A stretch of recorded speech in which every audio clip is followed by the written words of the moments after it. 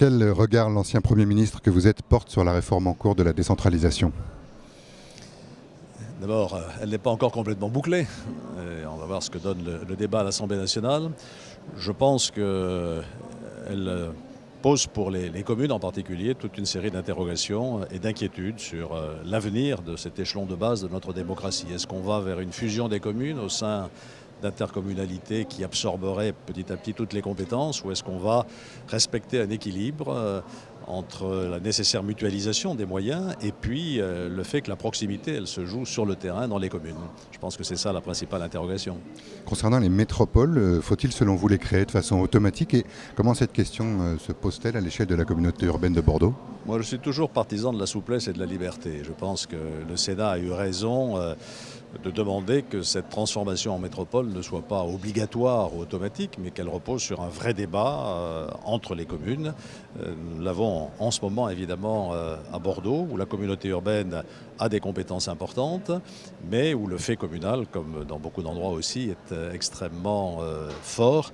Et je vois bien qu'aujourd'hui, la réaction de nos concitoyens évolue. Le besoin de démocratie participative, de démocratie de proximité est plus grand que jamais. Je présidais hier un conseil de quartier dans un des quartiers de Bordeaux qui réunissait 300 à 400 personnes. C'est considérable. Or, l'échelon communautaire est trop éloigné pour répondre à ces attentes. Y a-t-il des inquiétudes des maires des petites communes, des futures métropoles, quant à leurs prérogatives futures? Bien entendu,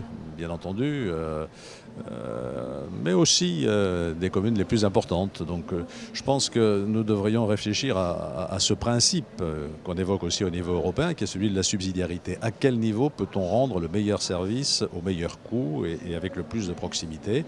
Et donc, dans la définition en particulier des équipements d'intérêt métropolitain, je pense qu'il serait très sage de se reposer sur l'accord des communes, sur le vote des communes, plutôt que là encore sur un processus automatique et obligatoire.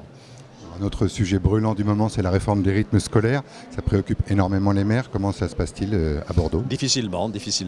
Je me réjouis d'avoir attendu la rentrée 2014 pour mettre en œuvre la réforme, parce qu'on voit que dans les communes où on s'est précipité, il y a beaucoup de difficultés.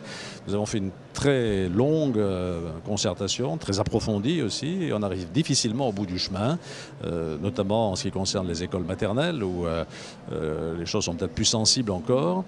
Ça pose un problème de moyens, bien entendu, puisque le coût de la réforme pour les communes sera très élevé. Je l'ai chiffré à Bordeaux entre 4 et 5 millions d'euros, ce qui représente plus de 2 points de fiscalité.